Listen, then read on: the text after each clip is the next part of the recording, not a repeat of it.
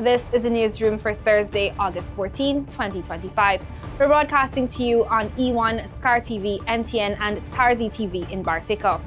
In the headlines, Vice President Dr Bharrat Jagdeo is challenging the Mohameds to prove that they didn't visit the Venezuelan Embassy.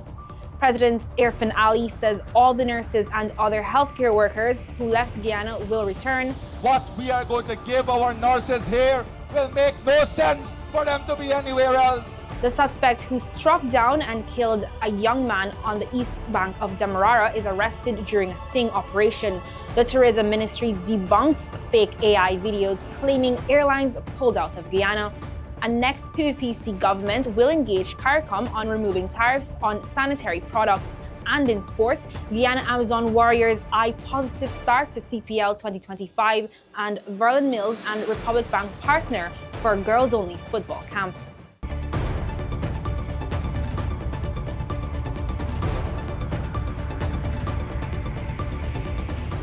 With the news, I am Lizzie Yearwood. Thanks for joining us. Vice President Dr Bharrat Jagdeo, who is the General Secretary of the governing People's Progressive Party Civic, PPPC, on Thursday challenged the Mohameds to disprove revelations that Nazar Shah Mohammed visited the Venezuelan Embassy. Days ago, Foreign Affairs Minister Hugh Todd revealed that he had cause to summon Venezuela's ambassador to Guyana, Carlos Amador Perez Silva, to explain frequent visits by the Mohameds. Todd said the Venezuelan ambassador related that the Mohameds applied for visas to enter Venezuela. Azzuddin Mohammed, alongside his father Nazar and several of their businesses, were sanctioned by the United States Department of the Treasury last year. Azzuddin has launched a presidential bid with his We Invest in Nationhood party. He has been accused of having ties to the Nicolas Maduro government in Venezuela by U.S. congressmen. He denied these accusations. After Todd's revelations, Azzuddin, in a statement, denied visiting the Venezuelan embassy. He also denied applying for a visa to travel to Venezuela. They can easily come out and put out another statement that they're prone to do all the time, denying that too, that Nazar Mohammed did not visit the embassy and did not seek what they claim was a visa there. They can do that now. Prove me a liar now. In the next 5 minutes, they can put that. Stake my entire political career on the fact that he did go to the Venezuelan embassy. I'm willing to stake my entire political career because they often say the PPP lies on this matter. So you can disprove us instead of spreading innuendos. And he went there, the whole family knew why he went there. And so when Minister Todd summoned the ambassador, he didn't summon him because an ordinary citizen was going to the U.S. embassy, the Venezuelan embassy. He summoned him in the context of what the U.S. congressman said about this link to Maduro. The Ministry of Tourism, Industry and Commerce is urging the public and media to disregard recently circulated AI-generated videos falsely claiming that major airlines have suspended operations to Guyana. These claims are entirely untrue. A statement from the ministry noted that Guyana's airlift remains strong, with all scheduled airlines continuing their regular services. Emphasizing that no airline has pulled out of Guyana, the Tourism Ministry said the country has seen consistent growth in arrivals.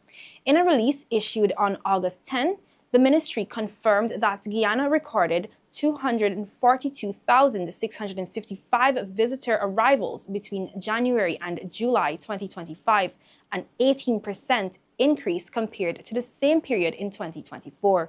The ministry noted that the videos in question are fabricated using artificial intelligence and do not reflect the reality of Guyana's tourism and aviation landscape.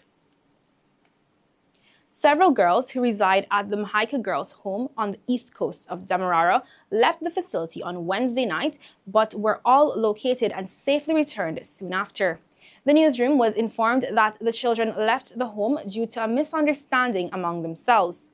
Local authorities immediately launched a search for the girls. Just after midnight, the girls were all found and are safe now. Weeks after he tied the knot, Alex Prasad, a 23-year-old man, died after he was struck down on Wednesday along the Supply Public Road, East Bank of Demerara. The driver involved was arrested hours later during an attempt to flee.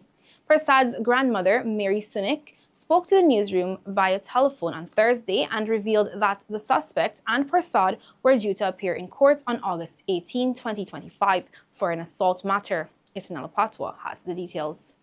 The truck driver who fatally struck down 23-year-old Alex Prasad at Supply East Bank of Demerara on Wednesday afternoon was arrested hours later during an attempt to flee.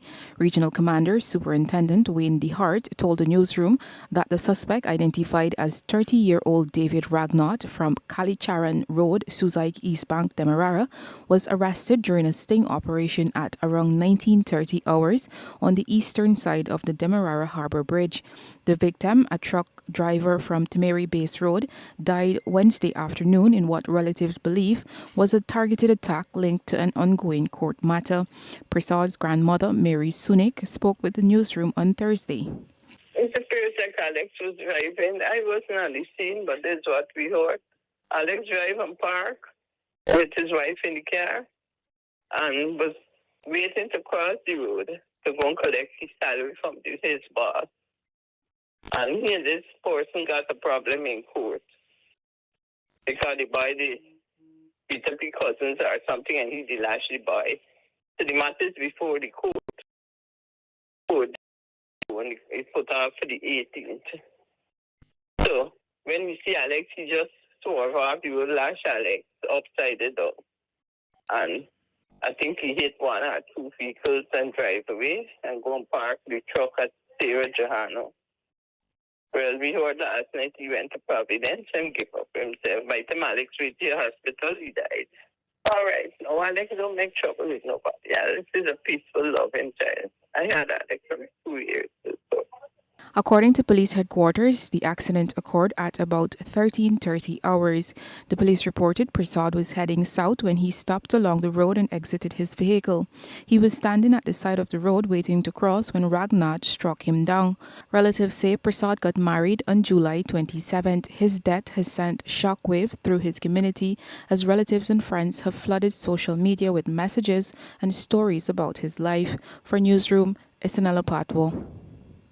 The People's Progressive Party Civic, PPPC, which is seeking re-election, is confident that nurses and other healthcare workers who left Guyana in search of better salaries will return to capitalize on the developments here.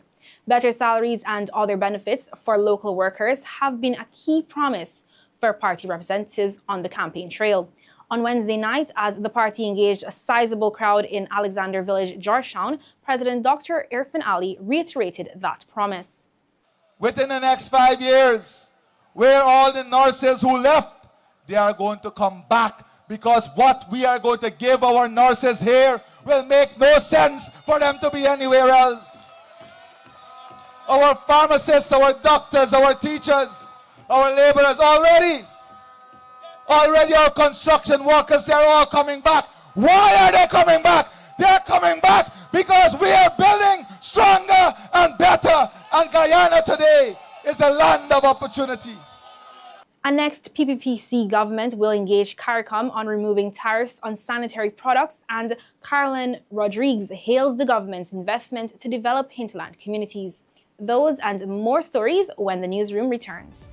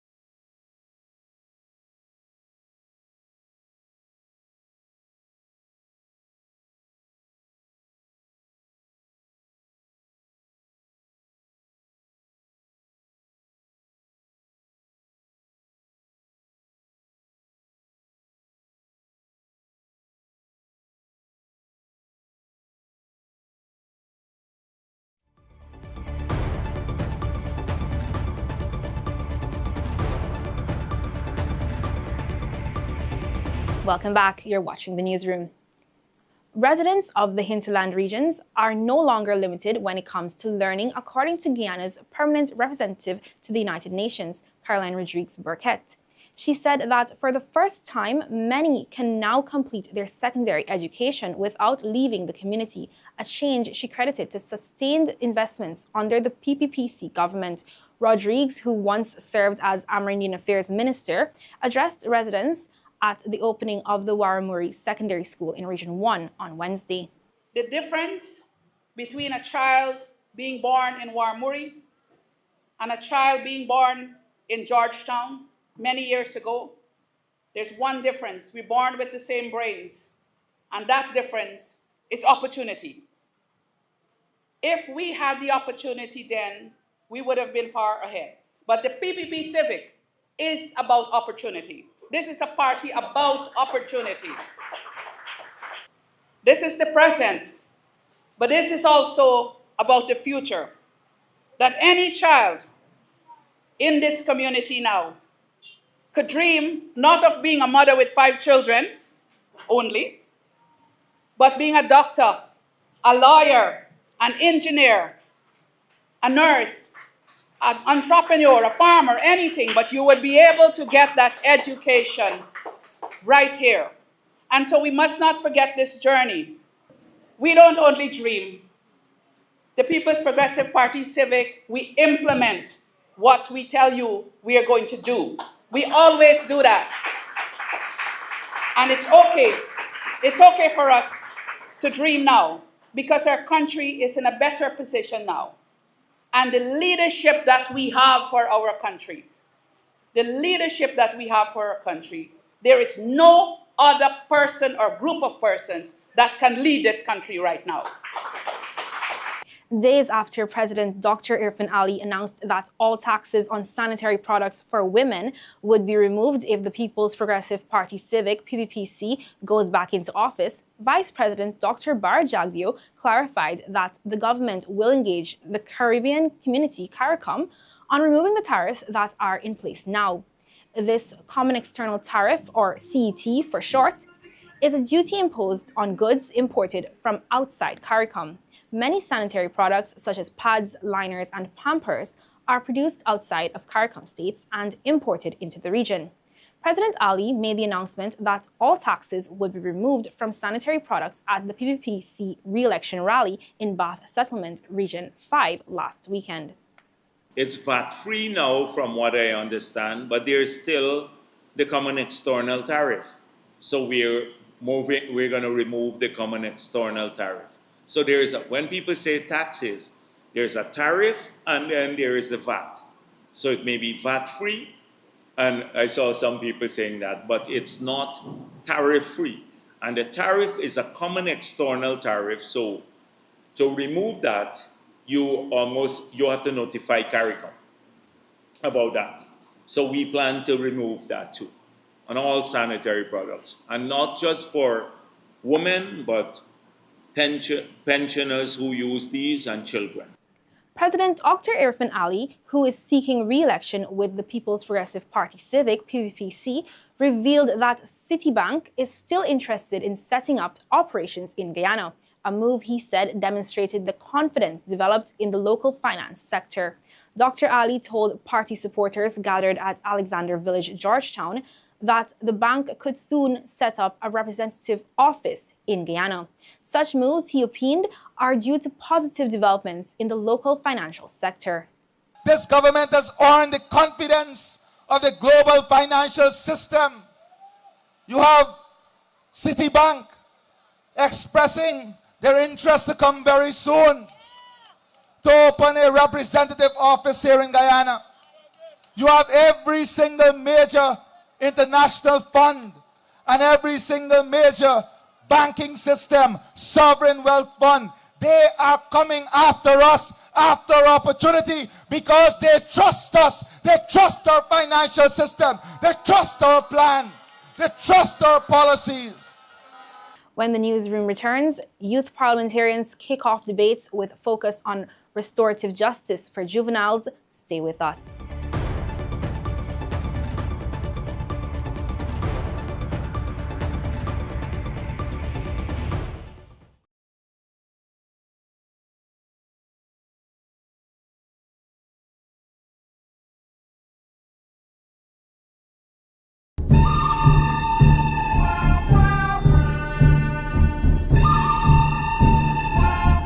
We get it. That road outside had us all feeling like we were in an action movie, but without the cool explosions. Good news. The road is much better now, so getting here is easy again. Oh, ice-cold AC. No heat, no dust, just pure shopping comfort. Need options? We've got 300,000 different items across 22 departments. Great news! The road to the mall has improved and access is now easier than ever. Visit us today. My name is Dr. Henry Phillips. I'm a nephrologist, a specialist in kidney disease. We get chronic kidney disease when our kidneys don't function properly over a long period of time. This means our kidneys can no longer remove waste and excess water from our bodies. There are many risk factors for chronic kidney disease. The main ones are hypertension and diabetes. I would like to talk to you about the management and control of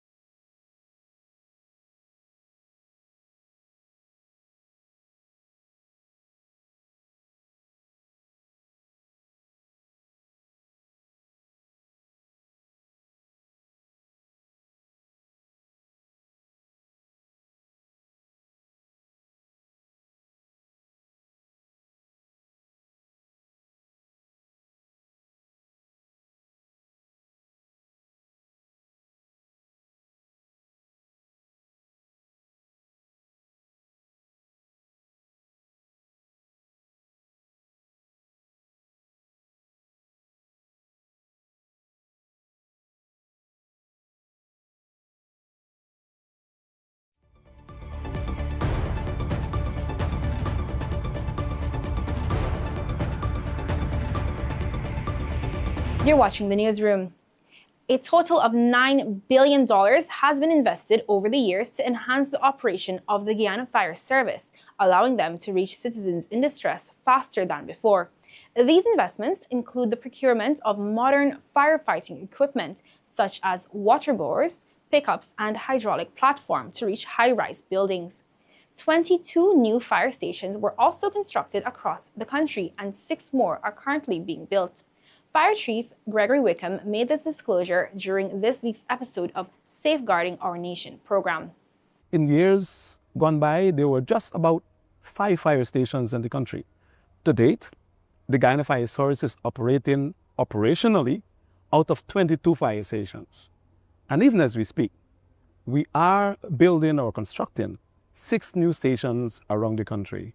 For example, we would have completed building Charity and Diamond fire stations, and we are constructing a fire station in Undernimin on the Escobar Coast. On the East Bank of Demerara, we're constructing one, and we're constructing another in Maikoni on the east coast of Demerara. This generally is meant for us to reach in a timely manner to those persons who may be in distress. The government of Guyana over the years would have expended lots of monies, and recently to the tune of $9 billion to equip the Guyana Fire Service with fire tenders, firefighting equipment, and even infrastructurally to ensure that we have environment where firefighters would live, stay, and work out of that is more accommodative. Also, we would have invested in those areas, rural areas, 40 pickup types, fire tenders to lend support to those persons who may be in distress. That there would ensure that we render the assistance needed to the members of our country when and if the need arises. So yes, lots of things have changed, and we're doing a whole lot difference to ensure that our citizens are felt and held and sleep and even wake in their homes comfortable knowing that they are preventing fires from happening. With the recent graduation of 29 new medics, the total number of serving medics in Guyana's healthcare system has risen to 109. Health Minister Dr. Frank Anthony says the increase is vital as the country expands its network of hospitals and equips them with modern technology. He was addressing the graduating batch of 140 individuals from the Clinical and Technical Training Program at the Pegasus Corporate Suites, Georgetown. We also want to strengthen primary health care. And we strongly believe that in the 185 health centers that we have, that we should have a MEDEX at each one of those health centers. So far, we've been working, I think right now, with the 29 that is graduating, we'll have about 109 MEDEXs in the system. So we have about 76 more that we need to add so that we can get up that every health center would now have a MEDEX. In the past, we would have a lot of people from Region 4 who would sign up to be MEDEXs. But when they graduate, then it's a big task to try to assign them to a region because they don't want to leave Region 4. But we believe that if we take people from the region, then those persons would go back home and serve their home community. The 92 youth participants for the 10th Annual Youth Parliament kicked off their debates on Thursday with a focus on tackling social issues plaguing the nation. These debates prepare participants for future roles in public service, politics, and community leadership. The Speaker of the National Assembly, Manzoor Nadir, and Minister of Labour, Joseph Hamilton, were in attendance at the first debates presented for the junior and senior categories.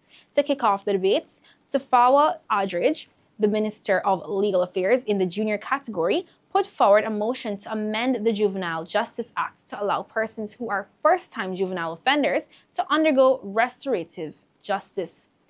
His strong presentation noted that by amending the act, first-time juvenile offenders found guilty would be able to undergo a reform process, a move that would ensure a brighter future upon completion of sentences.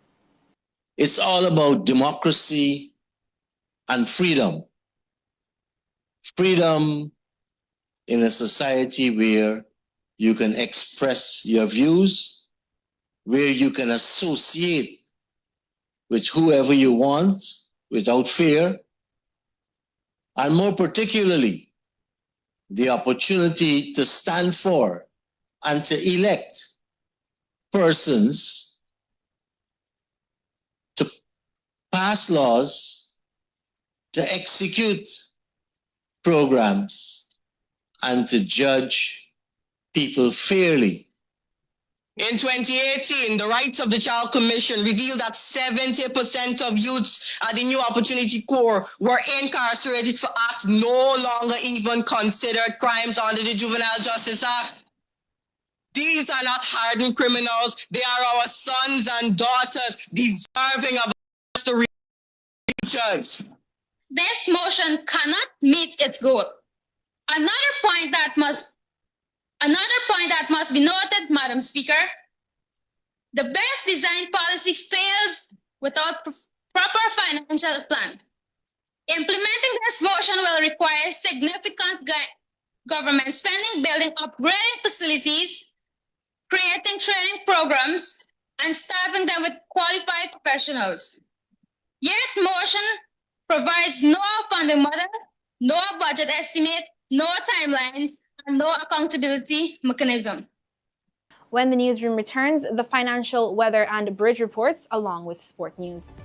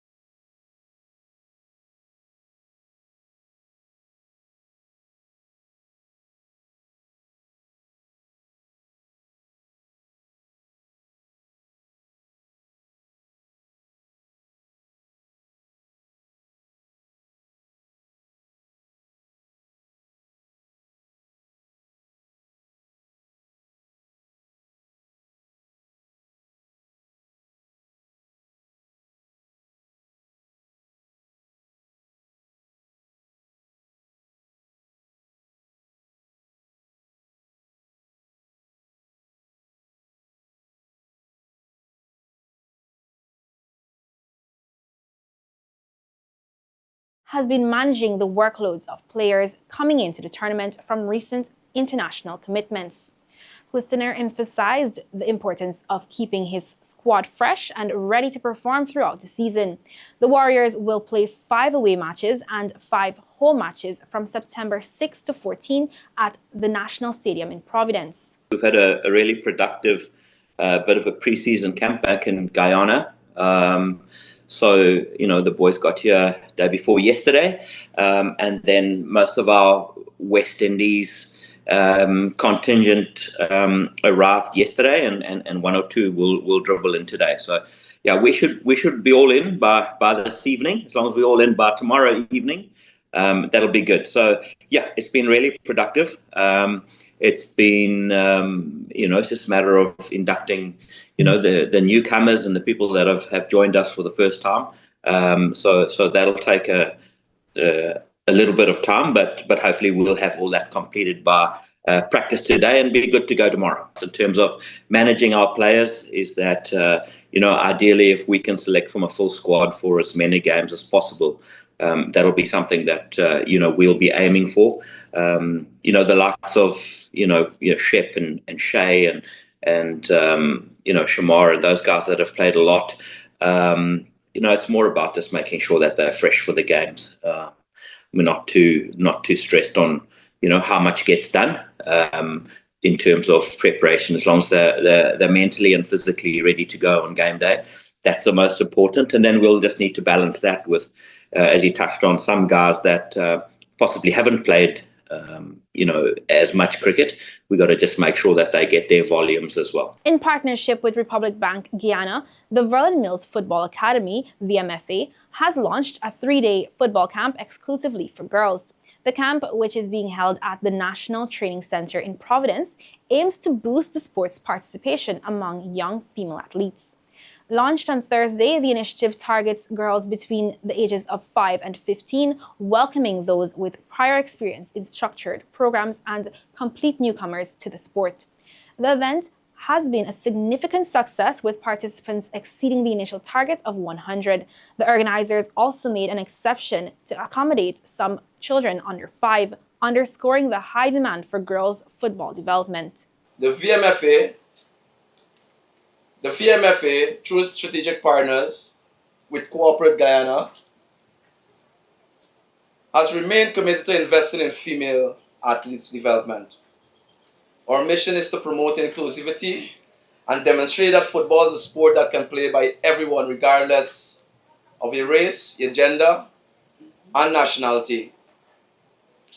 Women's sports has often been overlooked, but we strongly believe by empowering young women through sports can shape a more inclusive and progressive future, and more so for football. I've been thinking about it for a while, and I'm really excited, and I'm very hopeful to see what the next 3 days will hold. For me, I think it's just working on my skills and making new friends that like the sport as much as I do. At Republic Bank, we believe in more than just financial growth. We believe in empowering people, building stronger communities, and creating opportunities for young people to shine. That is why this camp is now part of our social investment program, the power to make a difference, because it truly has the power to change lives. I like the teamwork, I like getting to know new people and trying to work on my skills. I was looking forward to the camp because I wanted to play football and I love the sport. I love being with my friends playing the sport. Nicholas Puran has been named Trinbago Knight Riders TKR captain ahead of CPL 2025. He will replace Kieran Pollard, who has led the team since replacing Dwayne Bravo in 2019. Puran, one of the most sought-after players on the T20 circuit, debuted as a 17-year-old in the inaugural season of the CPL for TKR, then known as Trinidad and Tobago Red Steel. He switched to Barbados Royals and Guyana Amazon Warriors before returning to TKR in 2022. He has played in all the CPL seasons except for 2015 when he was out injured due to an accident.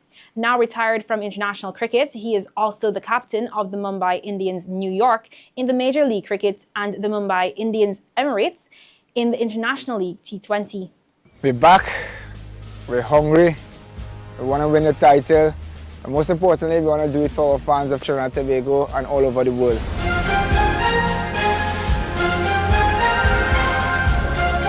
And representing Trinidad and Tobago, first and foremost, it's an honor and privilege. Getting the opportunity to captain this year, it's something that I want to try my best, and obviously it's been passed down from Bravo to Paulie and then to me. It's important as a leader to always plan for the future. So for me, it was a sort of a easy decision, after last year, thinking about it, with Bravo coming on board, new head coach, and I just thought it was good. This is the right time that if we can get a new captain in, to continue that transitional period. Everything they have passed down to me, I'm getting that opportunity now to, make decisions on the cricket field to try to impact the game for us as much as possible.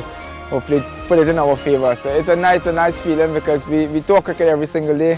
We play cricket similarly, and hopefully this year is our one, and we can make it a really memorable one this year for us.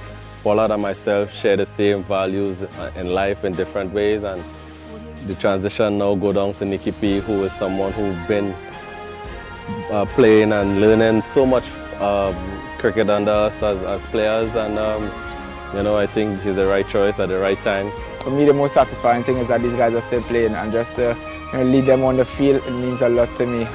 Son this year, Ross this year, so it's an experience that I know for sure I won't forget, and we just want to put our best foot forward, and hopefully everything goes in our favour.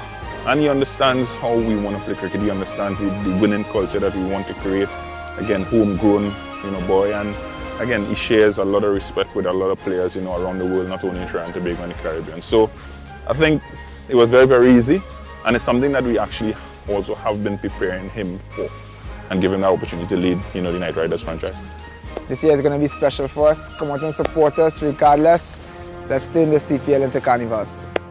The Guyana Amazon Warriors aim to secure the Caribbean Premier League CPL title to complete a memorable double this season.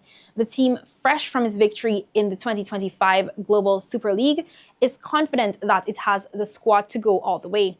Assistant coach Ryan Hercules expressed his belief in the team's ability, stating that their depth gives them a strong chance of lifting the trophy. The Amazon Warriors will begin their CPL campaign on Friday evening with a match against the St. Kitts and Nevis Patriots at Warner Park. Every year is added pressure. I mean, we work with whatever we have, right? We had a great conversation with the guys before training today in terms of expectations. And, the guys who would have just joined the team, like, for instance, Ben and Samson, Savory, and, young Latif, just enjoy the moment of being a part of a professional franchise and what they can gain from being around the team. Yes, expectations are high, and these guys know that. We know when we get back home and it's crunch time. But I think it's important, how we go about in terms of when we start the tournament. I think in the past, I think we probably would have went, we want to go hard and we want to try to win all the games on the road, and then we come back home and, we're a bit drained. But I think those are all things that we will look at, from behind the scene. How much points we need to bring home, how we want to qualify, where we want to end up, and all those kind of things we could probably look to narrow down. Yes, it's the last year for CPL finals in Guyana for now. So definitely we want to make sure we leave the fans, happy. Let's leave on a good mark. We won the Global Super League this year, and I think it was a great start in terms of how we want to go in terms of momentum into the tournament. So I mentioned to the guys, there's an exact feeling that we want to have, a feeling I want to have with the franchise winning a global tournament. And we know it's not something as big as the CPL, it's clear. It's not something as big as the CPL, but it's still a start, and that's something we could run with. It gives the fan, that expectation that, we just come off of a title, and, we can go and retain back the title again as well. A brilliant century from Shamar Apple and a 5-wicket haul from paceman Mika Amsterdam were the highlights for Guyana in a hard-fought draw against the Windward Islands in their opening match of the regional under-17 two-day tournament. The match, played at the National Cricket Centre in Trinidad and Tobago, saw both sides battling for first innings honours. The Windward Islands, led by Theo Edwards, captain's knock of 139, declared on 281 for 9. Amsterdam was Guyana's standout bowler, claiming 5 for 58 with support from spinner Gibran Yacoub, who took 3 for 49. By a magnificent 123 from Apple, but they fell just short of a first innings lead, dismissed first 264. Apple received valuable support from Adrian Hetmeyer, 43, and Richard Ramdihal, 31. With a slender lead, the Windward Islands' second innings reached 84 for 2 before the match was declared a draw. Guyana will now face the hosts, Trinidad and Tobago, in their next match on Saturday at Queen's Park Oval. And with that, we've come to the end of today's newscast. You can find the latest news and sport at our website, newsroom.gy, or on our social media pages, Newsroom Guyana. On behalf of the news and technical teams, I am Lizzie Yearwood. Take care.